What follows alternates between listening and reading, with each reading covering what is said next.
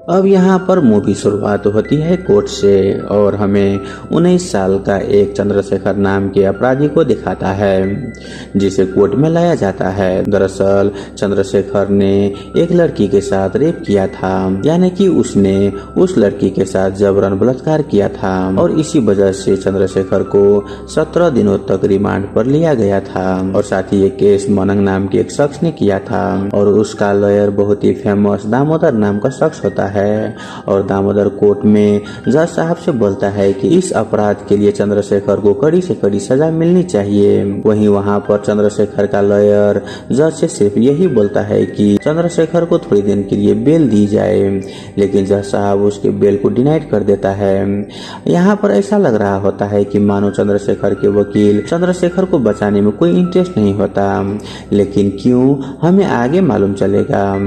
अब यहाँ पर जज साहब फैसला सुनाता है कि चंद्रशेखर के केस का फैसला अगली हियरिंग जो कि 4 दिन के बाद सुबह के 10 बजे सुनाया जाएगा। और इसी के साथ एक बार फिर से चंद्रशेखर को जेल जाना पड़ता है। अब यहाँ तो ये बात क्लियर था कि चंद्रशेखर को सजा होने ही वाली है। इस बात से चंद्रशेखर के दोस्त बहुत ही परेशान हो रहा था, क्योंकि वो जानते थे कि उसका दोस्त निर्दोष है और इसी वजह से उसे बचाने का दूसरा तरीका सोचने लगते हैं। तभी उन्हें मालूम चलता है कि मोहन राव नाम के एक लॉयर है जो कि इस तरीके से केस सॉल्व करने में बहुत ही मास्टर है और इसी वजह से वो लोग उसकी मदद लेने की सोचते हैं। और वो लोग मोहन राव के असिस्टेंट का नंबर लेकर उसे कॉल करता है। यहाँ पर जब वो कॉल करता है तो उसके असिस्टेंट तेजा वो कॉल को रिसीव करता है। यहाँ पर फोन उठाकर तेजा उन लोगों को कुछ देर में वहाँ पर आने के लिए बोलता है। असल में यहाँ पर तेजा मोहन राव के अंडर में पिछले 3 सालों से काम कर रहा था। वो असिस्टेंट के तौर पर वो बहुत ही टैलेंटेड था, पर उसने आज तक कोई भी केस नहीं लड़ा क्योंकि मोहन राव उस पर उतना विश्वास नहीं करता। उसी बीच तेजा मोहन राव के पास जाकर उसे भी एक केस देने के लिए बोलता है, जिस पर मोहन राव बोलता है कि ठीक है, मैं तुम्हें एक केस दे दूंगा, लेकिन उससे पहले तुम मेरे एक सवाल का जवाब दो। तेजा बोलता है कि ठीक है।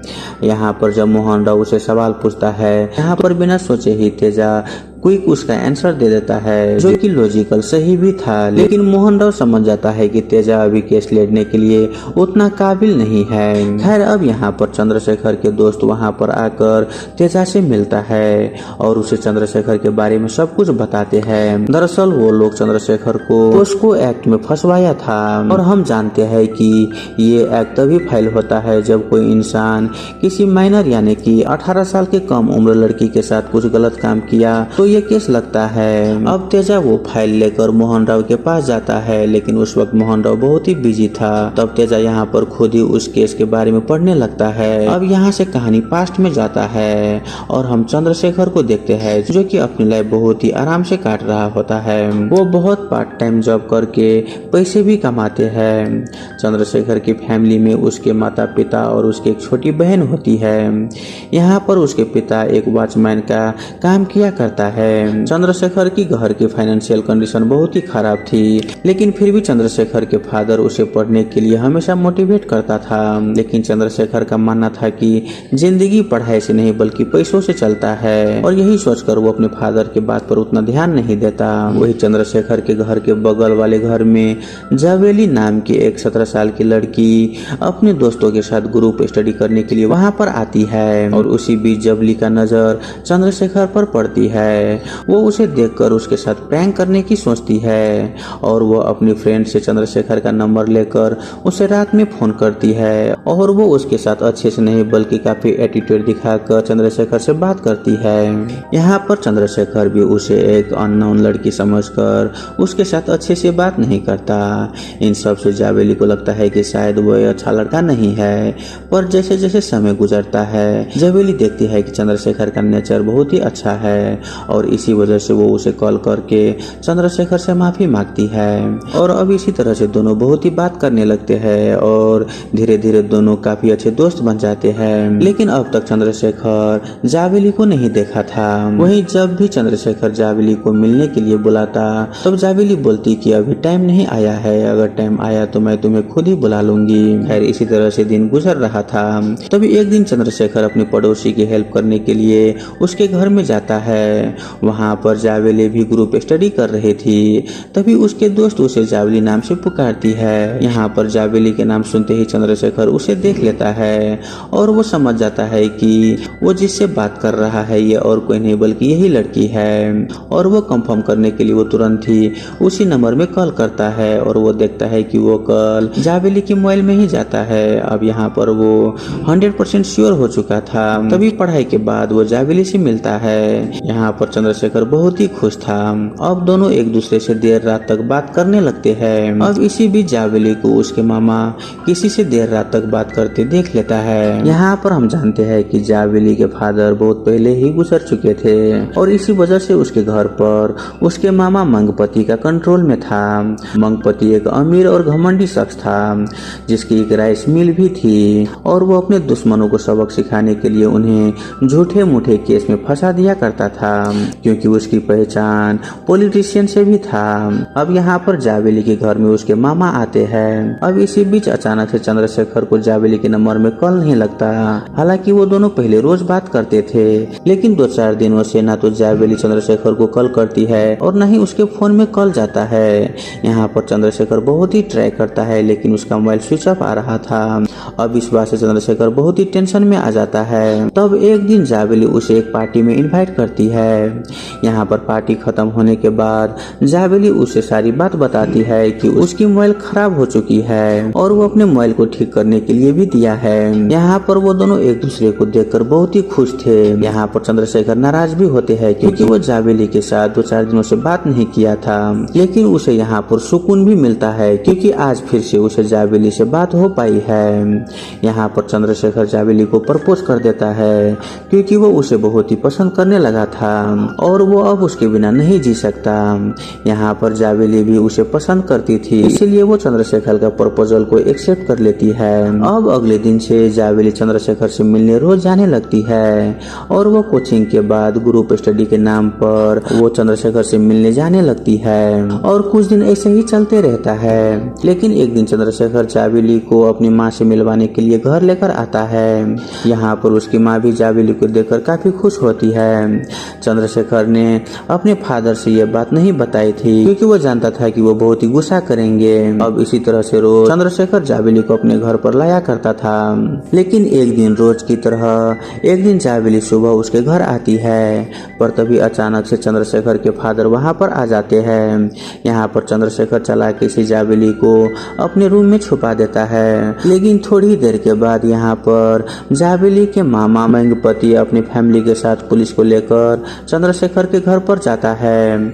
यहाँ पर चंद्रशेखर के फादर से वो बदतमीजी करते हुए बोलता है कि लड़की को बाहर निकालो। वहाँ पर मंगपति का कहना था कि चंद्रशेखर उसकी भांजी जावेली को अगवा करके अपने घर में लाया है।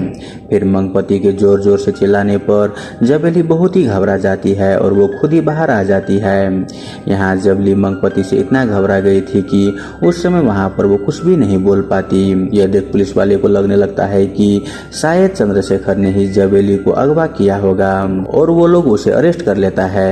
यहाँ पर चंद्रशेखर के माता पिता चिल्ला रहा होता है कि उनके बेटे ने ऐसा कुछ भी नहीं किया, पर पुलिस उनकी एक बात नहीं सुनती और वो लोग चंद्रशेखर को अपने साथ स्टेशन ले जाते हैं। वहीं दूसरी तरफ घर जाकर मंगपति जावेली को मारना शुरू कर देता है। वहीं जब उसकी माँ उसे बचाने के लिए आती है, यहाँ पर मंगपति बहुत ही गुस्से में था और वो उसकी माँ को भी वहाँ से भगा देता है। वहीं वहाँ पर जावेली के माँ का बोलना था कि वो लोग चंद्रशेखर को वार्निंग देकर छोड़ दे और उस पर कोई भी केस ना करे। लेकिन अब बात मंगपति के इज्जत पर आ चुकी थी, इसीलिए वो पीछे हटने वालों में से नहीं था। वो तुरंत ही दामोदर नाम के एक लॉयर को बुलाता है और चंद्रशेखर के खिलाफ FIR दर्ज करवाने के लिए स्टेशन जाता है। वहाँ पर वो FIR में लिखता है कि चंद्रशेखर ने जावेली के साथ जबरदस्ती करने की कोशिश की और उसे किडनैप करके अपने घर में लाया था। यहाँ पर पुलिस वाले बोलता है कि यहाँ पर जावेली को आकर स्टेटमेंट देना होगा, लेकिन वो लॉयर दामोदर बोलता है कि तुम FIR कर दो, जावेली को कहाँ और किस तरह से लाना है मैं वो सब अरेंज कर दूंगा। लेकिन पुलिस वाले नहीं मानता। तब वहाँ पर मंगपति बोलता है कि जावेली का तबीयत ठीक नहीं है, इसीलिए वो यहाँ पर नहीं आ सकती। अब यहाँ पर वो लोग चंद्रशेखर को पोस्को एक्ट के तहत जेल में भेज देता है और पुलिस वाले भी चंद्रशेखर को मारपीट कर उससे जुर्म एक्सेप्ट करने के लिए लिए फोर्स करने लगता है। वहीं जब चंद्रशेखर के पेरेंट्स को ये सब पता चलता है तो वो बहुत ही डर जाते हैं कि अब उनके बेटे के साथ क्या होगा। तभी वहाँ पर एक पुलिस वाले उनसे बोलता है कि अगर उन्हें चंद्रशेखर को बचाना है तो उसे एक अच्छे लॉयर को ढूंढना होगा, वरना चंद्रशेखर को बहुत ही लंबी सजा होगी और उसकी लाइफ भी पूरी तरीके से तबाह हो जाएगा। यह सुनकर चंद्रशेखर के घर वाले शिवराम नाम के एक लॉयर को ढूंढता है और उसे वो केस लेने के लिए बोलता है। वहीं जब वो लोग वहां से चले जाते हैं तब मंगपति आकर शिवराम को भी खरीद लेता है, क्योंकि वो हर हाल में चंद्रशेखर को सजा दिलवाना चाहता था। वहीं जब कोर्ट में हियरिंग होता है तो जवेली के लिए जज साहब पूछता है। वहां पर मंगपति के वकील बोलता है कि वो अभी स्टेटमेंट देने की हालत में नहीं है। वहीं यहाँ पर शिवराम भी बिक चुका था तो वो अभी ज्यादा कुछ नहीं बोलता और ये वही सीन था जो हमने मूवी की शुरुआत में देखे थे। अब यह सब कुछ हो जाने के बाद चंद्रशेखर को भी लगने लगता है कि शायद अब वो नहीं बच पाएगा और इसी वजह से वो अपने परिवार को याद करते हुए बहुत ही रो रहा होता है। अब यहाँ से कहानी प्रेजेंट में आती है। यहाँ पर सारी कहानी पढ़ने के बाद तेजा समझ जाता है कि चंद्रशेखर को सच में ही फंसाया जा रहा है और इसी वजह से वो चंद्रशेखर के दोस्तों से बोलता है कि मैं शाम को मोहन सर से बात करने के बाद तुम्हें बता दूंगा। फिर जब तेजा मोहन राव से इस केस के बारे में बताता है तो मोहन राव बोलता है कि इस केस में चंद्रशेखर के बचने के चांसेस बहुत ही कम है, इसलिए तुम उन्हें मना कर दो।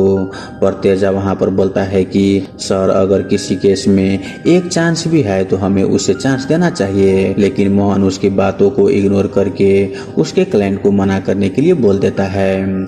लेकिन यहाँ पर तेजा उस केस पे काम करने का मन बना चुका था और इसी वजह से वो अपनी फ्रेंड की मदद से एक नकली डॉक्यूमेंट बनवाता है और वो लॉयर मोहन राव की तरफ से उस केस को लड़ने के लिए चला जाता है। लेकिन इस बारे में मोहन राव को कुछ भी नहीं पता था। अब यहाँ पर कोर्ट में हियरिंग के समय में आज चंद्रशेखर को सजा सुनाने वाला था, लेकिन एन वक्त पर जज तेजा से बोलता है कि तुमने इस केस को ज्वाइन क्यों किया। वहाँ पर तेजा बोलता है कि सर मंगपति जानबूझकर चंद्रशेखर पर गलत इल्जाम लगा रहे हैं, इसी वजह से मैं सच को सबके सामने लाना चाहता हूँ। इसके बाद वो एक बार मंगपति द्वारा पेश किए गए सारे एविडेंस को री इन्वेस्टिगेट करने के लिए परमिशन मांगता है और उसे देखकर वो साबित करने में कामयाब भी हो जाता है कि वो सभी एविडेंस 100% प्रूफ नहीं कर रहा है कि चंद्रशेखर ही दोषी है। इसीलिए वो कोर्ट से सच्चाई सामने लाने के लिए कुछ वक्त मांगता है। यहाँ पर कोर्ट भी उसकी बात मानकर तेजा को कुछ दिन की मोहलत दे देता है। अब ये जानकर तेजा बहुत ही खुश हो जाता है क्योंकि उसे यकीन हो गया था कि वो अब चंद्रशेखर को बचा लेगा। वहीं ये सब मंगपति से बर्दाश्त नहीं हो रहा था, इसी वजह से वो कोर्ट के बाहर तेजा को ऑफर दे देता है कि तुम्हें कितना पैसा चाहिए बोलो, लेकिन वो उस केस को छोड़ दे। यहाँ पर तेजा उसके ऑफर को डिनाइट कर देता है। यह जानकर मंगपति और भी गुस्सा हो जाता है। फिर कोर्ट में अगली हियरिंग के दौरान मंगपति कोर्ट में एक ऐसा एविडेंस पेश करता है जिसे देखकर सबके होश उड़ जाते हैं।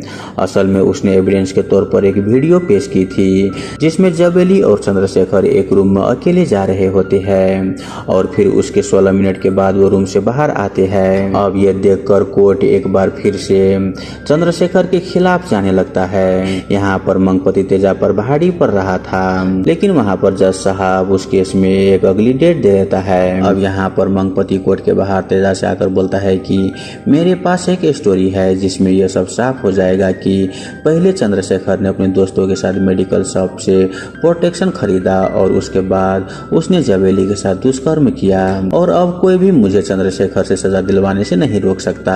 यहाँ पर तेजा को बहुत ही गुस्सा आ रहा था कि उसे इस बारे में कोई कुछ भी नहीं बताया था और इसी वजह से चंद्रशेखर ये केस लड़ने से मना कर देता है।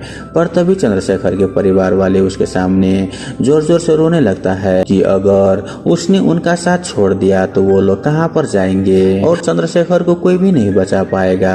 अब यहाँ पर तेजा चंद्रशेखर के पेरेंट्स की हालत देखकर वो मान जाता है और ज्यादा इन्फॉर्मेशन ढूंढने की कोशिश करने लगता है। वहीं वहाँ पर मंगपति से उसके लॉयर बोलता है कि तुम्हें ये वीडियो कहाँ से मिला।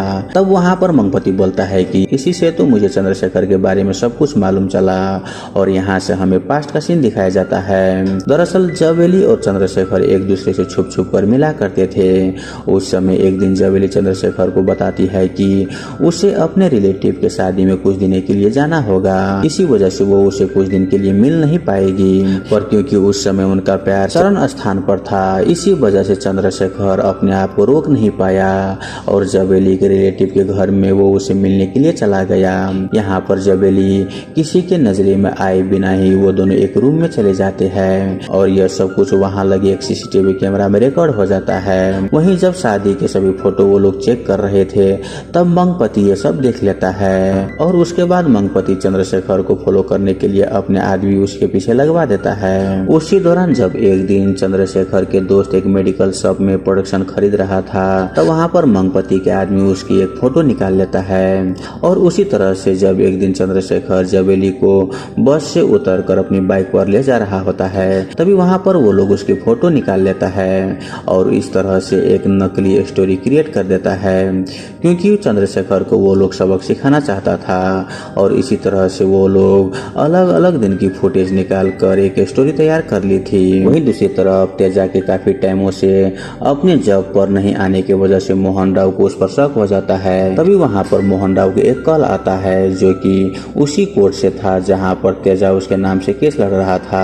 वहाँ पर वो लॉयर बोलता है कि सर अगर आपको इस केस में कोई मदद चाहिए तो मुझे एक बार याद कर लेना। तब जाकर मोहन राव को समझ आता है कि तेजा उसके नाम से वहाँ पर केस लड़ रहा है। ये जानकर वो तुरंत ही उसे मिलने के लिए वहाँ पर चले जाता है। वहाँ पर तेजा से मोहन बोलता है कि उसमें जरा सा भी धैर्य नहीं है। यहाँ पर वो उसे ये भी बोलता है कि तुम किसी भी बातों को सुनकर क्विक रिएक्ट कर देते हो, तुम उस पर ज्यादा नहीं सोचते और यह तुम्हारा आदत बन गई है और इसी वजह से मैं तुम्हें कोई भी केस नहीं देता। यहाँ पर वो तेजा से ये भी बोलता है कि कोई भी प्रश्न हो तुम्हें उसे क्यों और कैसे और कहाँ, ये सब हर तरफ से तुम्हें ये सब सोचना होगा और बहुत ही धैर्य से सोचना होगा। जल्दी से तुम कोई भी रिएक्ट मत करना और ये बात तुम्हारा केस में काम आएगा।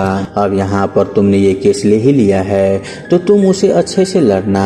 ये सब सुनने के बाद तेजा बहुत ही ज्यादा मोटिवेट हो जाता है क्योंकि अब उसे उसका सर का सपोर्ट मिल चुका था और वो यहाँ पर एक बार फिर से अपने केस पर बहुत ही ज्यादा मेहनत करने लगता है।